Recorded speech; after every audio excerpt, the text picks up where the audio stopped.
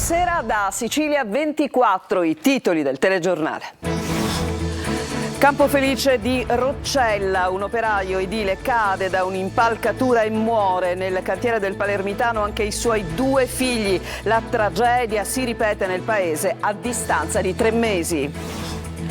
Basterà una modifica all'ordinanza emanata ieri dalla Regione per far ripartire forse in via provvisoria da domani la discarica di Lentini. I rifiuti non saranno trattati ma conservati in attesa delle autorizzazioni ambientali.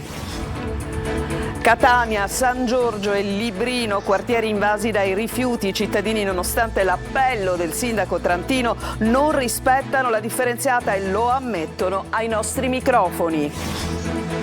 Palermo, pestaggi e aggressioni si susseguono, ma il sindaco Lagalla parla di città sicura. Il prefetto convoca il comitato per l'ordine e la sicurezza.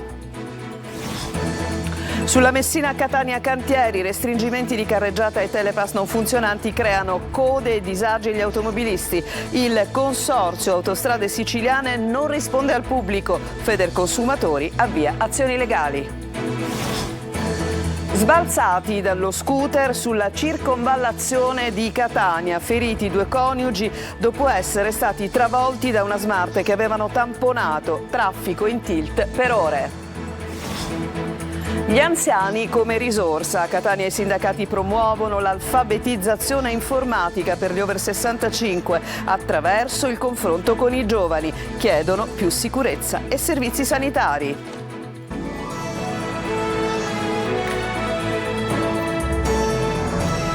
Ben trovati. L'incidente mortale sul lavoro a Campofelice di Roccella nel Palermitano. Un operaio cade da una impalcatura e muore. Nel cantiere anche i suoi 2 figli. La Procura di Termini Imerese ha aperto un'inchiesta. I sindacati dicono è un'altra tragedia che si poteva evitare. Marco Gullà.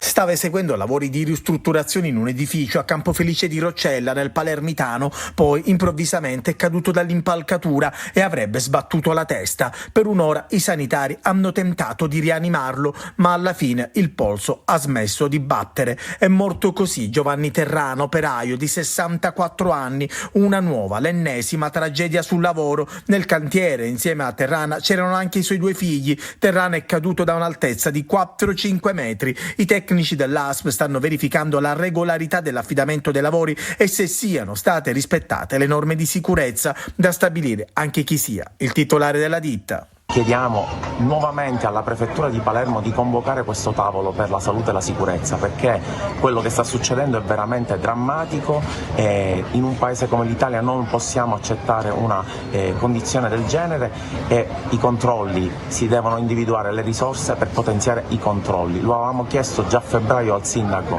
di Campofelice. Potrebbe essere stato un arresto cardiaco a stroncare la vita dell'uomo molto conosciuto e ben voluto in paese. Dopo i rilevi di rito, la salma è stata trasferita a medicina legale per l'autopsia disposta dal magistrato per chiarire se il decesso sia attribuibile a un malore o al volo dall'impalcatura. Sulla vicenda indaga la Procura di Termini Imerese. A distanza di 3 mesi piangiamo un altro morto sul lavoro, ha detto il sindaco di Campofelice Giuseppe Di Maggio. È un momento doloroso per il mio paese, l'operaio lo conosciamo tutti. Questa mattina aveva scherzato con diversi clienti in un bar mentre faceva la colazione. Una persona per bene, un uomo di compagnia, sempre allegro. Siamo davvero distrutti. Adesso cambiamo argomento, la questione dei rifiuti, dopo la chiusura della discarica di Lentini, dopo un'ordinanza che non ne ha consentito la riapertura, ma basterà una modifica all'ordinanza stessa, quella emanata dalla Regione, per far ripartire la discarica in via provvisoria. I rifiuti non saranno trattati, ma verranno conservati in attesa delle autorizzazioni ambientali. Sentiamo Maglio Viola. Una giornata febbrile alla ricerca di soluzioni per far rientrare l'emergenza rifiuti, che rischia di diventare più grave di quanto già non sia. È trascorsa fra incontri, trattative e vertici la giornata di oggi alla ricerca di un modo per riaprire anche in via provvisoria la discarica di Lentini. La soluzione individuata ieri sera dalla Regione e messa nero su bianco con l'ordinanza del presidente Schifani non è bastata. I commissari giudiziari responsabili della discarica questa mattina non hanno dato seguito al documento e i cancelli di Contrada Coda di Volpe sono rimasti chiusi con i compattatori carichi incarichi fuori ad aspettare.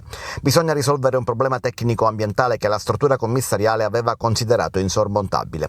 Da qui la girandola di consultazioni, prima i commissari in procura a Catania, colloquio col magistrato, poi una interlocuzione fra Catania e Palermo, seguita da un confronto fra gli uffici di Schifani e i commissari, e alla fine un vertice in prefettura a Catania. Interlocuzioni utili che porteranno ad una modifica dell'ordinanza regionale. Il Presidente della Regione dovrebbe firmare una nuova ordinanza a leggera correzione di quella di ieri e così consentire a Sicula Trasporti domani mattina di aprire i cancelli per ricevere i rifiuti che sono in attesa di essere conferiti da non solo Catania, Ciriale e Mister Bianco qui rappresentati, ma dagli altri 197 comuni che appunto si rivolgono a Sicula Trasporti. Dunque domattina Lentini potrebbe riaprire alleggerendo l'emergenza che riguarda non solo Catania ma 200 comuni del comprensorio. Poi ci saranno disponibili una ventina di giorni in tutto per l'iter autorizzativo per il TMB, l'impianto di trattamento dei rifiuti, e solo dopo si potrà tornare al conferimento normale. Ma la riapertura di Lentini non risolve il problema, servirà comunque tempo. Per tornare alla normalità ci vorrà non meno di una settimana, soprattutto in alcuni quartieri di Brino e altri quartieri periferici dove ci sono accatastate montagne di rifiuti, ci vorranno certamente 7 giorni per recuperare la situazione di prima. E questa l'occasione per un nuovo invito alla cittadinanza al corretto conferimento dei rifiuti. Resta in piedi il problema più complessivo, quello dell'assenza di un piano rifiuti in grado di evitare questo periodico esplodere dell'emergenza, soprattutto in estate. Avete sentito il sindaco di Catania Trantino parlare di una necessità del rispetto delle regole per quello che riguarda ovviamente i rifiuti nei quartieri della città, e purtroppo questo rispetto lo abbiamo constatato con le nostre telecamere ma anche ai nostri microfoni. Questo rispetto purtroppo non sussiste, soprattutto in alcune zone della città dove i cittadini addirittura si autodenunciano e dicono: noi buttiamo tutto per strada. Tonino De Mana. Il sindaco Trantino chiama, San Giorgio e Librino non rispondono e l'emergenza rifiuti a Catania assume contorni drammatici. Interi quartieri sono sommersi di spazzatura che viene accatastata e poi inesorabilmente bruciata. Brucia ancora la spazzatura o quel che resta e sono ben visibili i segni dell'Eternit bruciato. Plastica che finisce nell'aria e crea un ulteriore problema sanitario. Montagne di spazzatura anche davanti alla sede del sesto municipio. Cittadini che accusano e si autoaccusano. Come ne fanno gli altri, anche io lo faccio. E la spazzatura lei dove la butta? La butto un mouse. E cioè? A disastro. Diciamo che non la facciamo, buttiamo tutto. Qua non la fa nessuno purtroppo, non sono io che magari la voglio fare, cosa devo fare? Siamo pieni di topi. A San Giorgio è il giorno del mercato rionale. In mattinata era prevista la consegna dei sacchetti agli operatori, ma non tutti li hanno ricevuti. Lei i sacchi ce li ha? Certo, ce l'ho comprati solo da me. Avete ricevuto dei sacchetti stamattina? No, assolutamente no. Lei adesso come farà? Io mi carico sul furgone tutte queste cose, siccome sono sincero, a dove abito io ci sono i cassonetti condominiali, quel poco che lo metto nell'umido, nell'indifferenziato o nella plastica. Questo, l'ingresso del mercato, nel punto che vedete non è stato possibile neanche montare la bancarella. Qua niente sacchetti e nessun servizio, e questo è il mercato che si paga più di tutti di suolo pubblico, 400 e qualcosa. Alcuni venditori ambulanti non hanno potuto montare perché è pieno di spazzatura. E mentre la fiera di piazza Carlo Alberto ha superato l'esame e la pescheria no, ora si attende la prova del 9, quella dei mercati rionali, ma a giudicare dalle immagini non si prospettano buone nuove.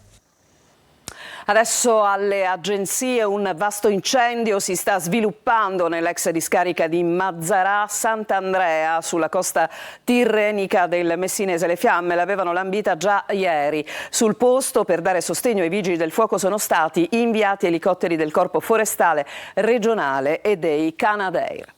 Narcotraffico, estorsioni e autoriciclaggio. Sono 112 gli arresti in un'operazione antidroga dei carabinieri di Messina che hanno smantellato un'organizzazione criminale attiva anche in Calabria, Campania e Lombardia. Sentiamo. 112 arresti, 85 in carcere, 27 domiciliari è il bilancio di una vasta operazione antidroga eseguita alle prime ore della mattina dai carabinieri del comando provinciale di Messina su richiesta della procura di Messina. Le accuse a vario titolo sono di associazione finalizzata alla detenzione, traffico, coltivazione e cessione di stupefacenti, autoriciclaggio, trasferimento fraudolento di valori, porto abusivo e alterazione di armi, estorsioni e altri reati. I provvedimenti scaturiscono dagli esiti di 3 distinte indagini congiunte condotte dai carabinieri delle compagnie di Messina Sud e Barcellona Pozzo di Gotto, tutte sotto il coordinamento della Direzione Distrettuale Antimafia di Messina, che hanno contemporaneamente disarticolato più organizzazioni criminali attive nel narcotraffico nella città di Messina, nel Barcellonese e nelle aree nebroidea e tirrenica della provincia, con collegamenti con strutture criminali in Calabria e soggetti attivi anche in Campania, Lombardia e all'estero, sequestrati beni per un valore di oltre 4 milioni di euro. E abbiamo qui avuto la riprova di organizzazioni criminali operanti sul territorio della città di Messina, ma anche nel Barcellonese,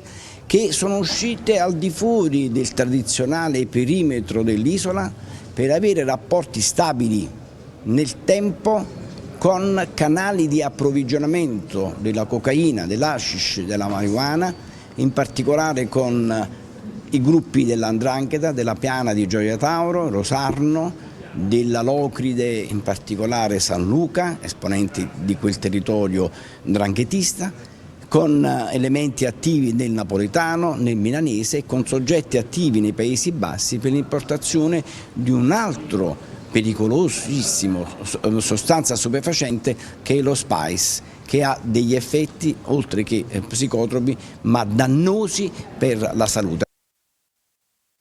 Andiamo a Catania, prima spinto giù per le scale un operatore del gate, poi aggredito con morsi e calci 2 operatrici della sicurezza dell'aeroporto Fontana Rossa, procurando ferite lacero contuse, poi medicate in un ospedale della città. Poi l'uomo è stato arrestato dalla polizia di frontiera, si tratta di un 39enne accusato di violenza privata, lesione personale e resistenza a pubblico ufficiale. Il passeggero con un biglietto aereo per Stoccarda si era presentato davanti alle partenze per poi forzare la porta d'ingresso del Finger dirigendosi senza autorizzazione verso la pista. Da qui le reazioni violente.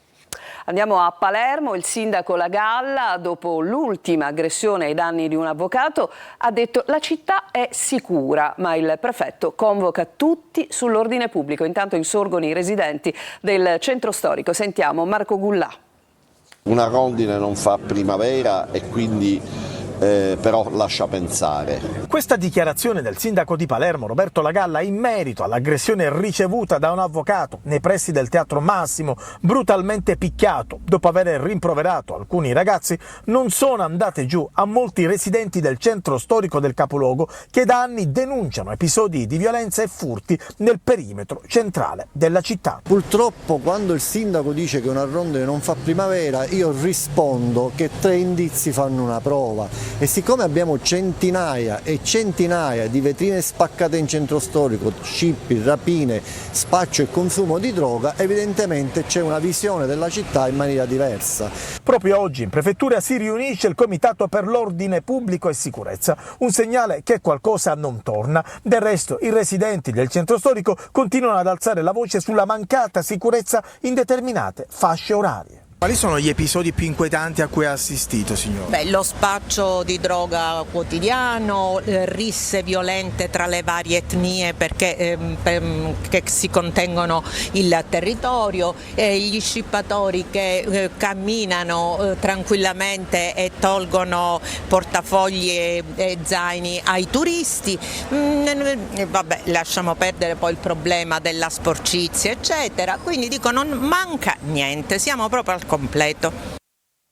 E domani è prevista una riunione all'assessorato regionale al lavoro per discutere il passaggio dell'ex Blutech al gruppo Pelligra Italia SRL dello stabilimento di Termini Imerese. All'incontro saranno presenti i commissari straordinari dell'ex Blutech, il gruppo Pelligra e i rappresentanti di FIM, FIOM e WILM. Ma sentiamo appunto le aspettative in merito a questo incontro di domani di Roberto Mastro Simone di FIOM CGIL Nazionale. Sentiamo.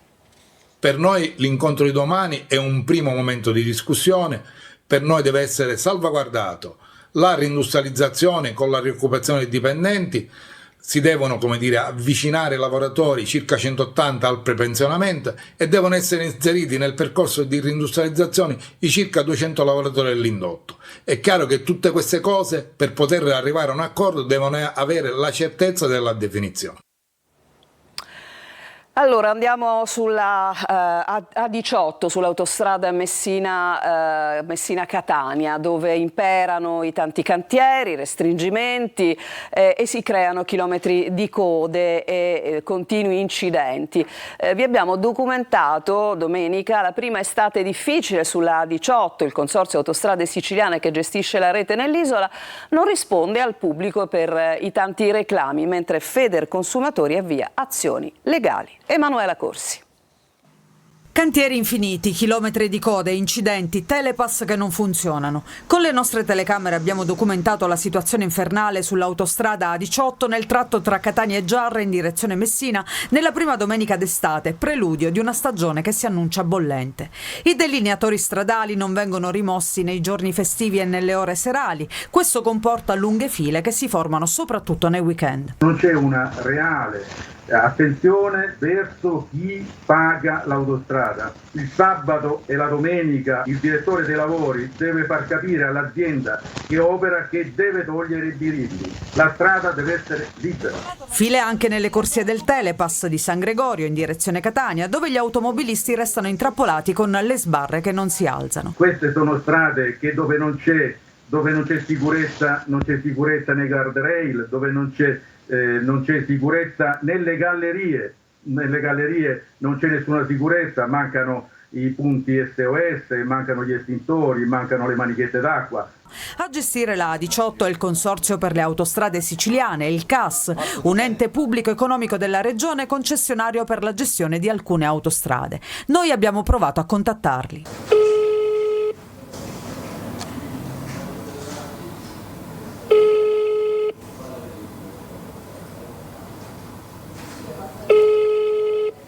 Questo è il sito del CAS, Consorzio per le Autostrade Siciliane, e l'URP ha 2 numeri di telefono, abbiamo provato su entrambi ma non risponde nessuno.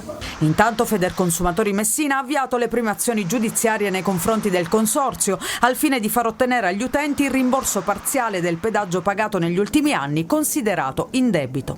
L'azienda già è stata multata dall'antitrust per i forti disagi recati agli automobilisti siciliani dai numerosi e lunghissimi cantieri sulle autostrade A20 e A18 tra aprile e settembre 2021.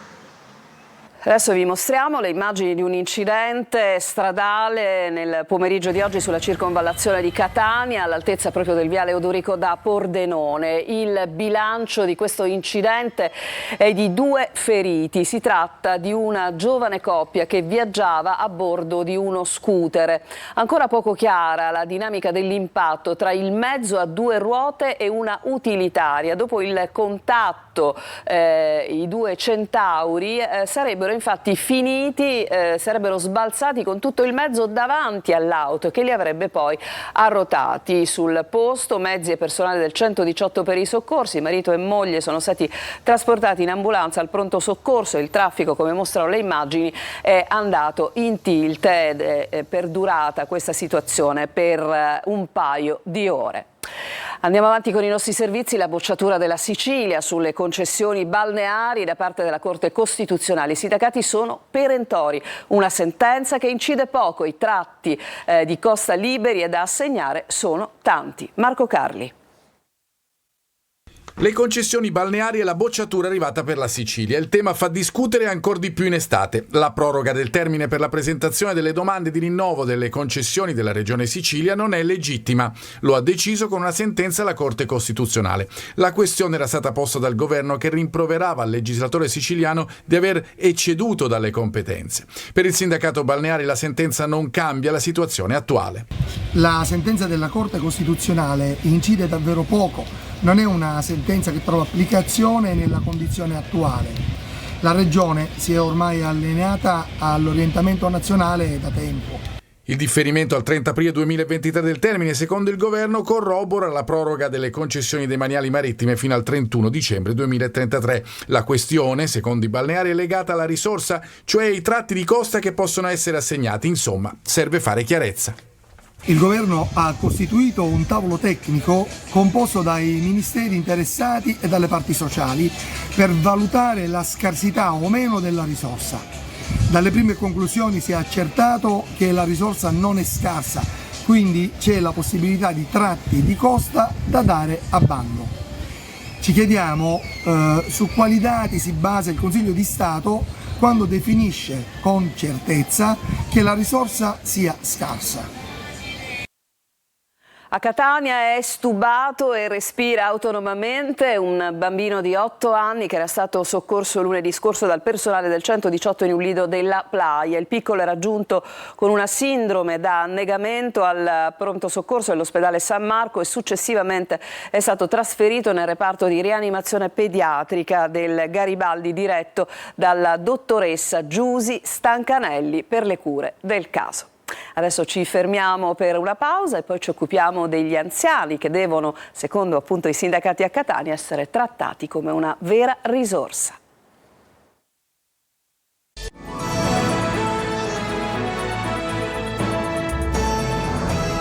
Seconda parte del nostro telegiornale. Più attenzione per gli anziani, risorsa del nostro paese. I segretari generali di Will Pensionati Sicilia e Wilp Catania per la terza età promuovono l'alfabetizzazione informatica, il tutto in un confronto con i più giovani. Sentiamo. Giovani e anziani a confronto per abbattere barriere generazionali e aiutare chi ha qualche anno in più ad affrontare l'alfabetizzazione informatica che diventa sempre più urgente. I segretari generali di Will Pensionati Sicilia e Wilp Catania rivendicano più attenzione per la risorsa anziani, sottolineando quanto ci sia bisogno di interventi per l'invecchiamento attivo. Un modo anche per scoprire le potenzialità di pensionate e pensionati, risorsa spesso sprecata in una provincia, quella etnea, nella quale gli over 65 sono passati dal 18,5 al 22% sul totale della popolazione e l'indice di vecchiaia, solo per citare un altro dato Istat, è schizzato dal 121 al 157%. Anche a Catania il numero degli anziani sta aumentando, come già rilevato dall'Istat. La nostra città non è pronta a sostenere il loro benessere. I nostri anziani sono una risorsa e come Will Pensionati ribadiamo e proponiamo un sostegno per valorizzare il loro invecchiamento attivo accanto ai nostri giovani, per trasmettere competenze e conoscenze. L'alfabetizzazione informatica, il benessere alimentare, il servizio civile della terza età e il tutoraggio scolastico diventano strumenti per avvicinare le nostre generazioni. Secondo la Will, gli anziani e più fragili soffrono anche per le carenze del welfare e del servizio sanitario, mentre si moltiplicano le proteste per il sempre più difficile accesso al frammentario e contorto sistema di prenotazione delle prestazioni mediche nelle strutture pubbliche. Inoltre, sempre più spesso sono vittime di frodi. Per questo, in sinergia con l'associazione Consumatori Ad Hoc, chiedono più investimenti in sicurezza e prevenzione. È partito oggi il cantiere del nuovo ponte ciclopedonale di Ortigia a Siracusa, una nuova opera che dovrebbe essere pronta entro l'anno, ma è un'opera che divide i siracusani tra chi è favorevole e chi rivorrebbe il ponte dei Calafatari, demolito anni fa. Sentiamo. Guarda il cantiere del terzo ponte di Ortigia. Guardavo le barche, no, hanno iniziato oggi i lavori per il ponte. Com'è adesso e come sarà? Siamo all'ingresso dell'isola di Ortigia e qui tra qualche mese ci sarà un terzo ponte, ma riservato soltanto a bici e pedoni. Un servizio che è utile alla città e che ci voleva. Sincero, non sono d'accordo, per quanto possa amare Ortigia. Io vivo fuori, però può essere positivo avere un punto in più per accedere all'isola. Poco meno di 900.000 euro il costo dell'opera, finanziata in gran parte dal Ministero delle Infrastrutture. 42 metri di lunghezza, 5 di larghezza. Il nuovo ponte sarà in acciaio con rifiniture in legno. Un motivo in più per lasciare l'auto fuori Ortigia. È un tassello ulteriore in quel percorso di sostenibilità che l'amministrazione non solo ha accolto e sposato, ma per la quale sta lavorando con risorse non comunali. E così nel giro di qualche anno Siracusa sta diventando sempre più green, più spazi per pedoni e ciclisti, meno per le auto. No dai, io sono anche automobilista, quindi insomma questo fatto che comunque si dia spazio anche ai ciclisti mi fa piacere, perché alla fine penso che la città sia di tutti. Ma qui fino a qualche anno fa il terzo ponte c'era già per le auto, poi fu demolito e non più ricostruito. Più volte però i siracusani si sono opposti a questa scelta. Secondo me era un punto, una via di fuga molto importante. Ci fermiamo ancora, in chiusura, le ultime sul calciomercato delle siciliane.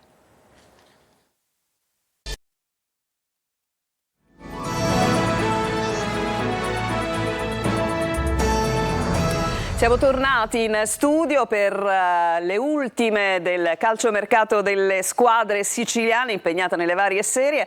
Mi ci fa il punto Marco Carli, sentiamo.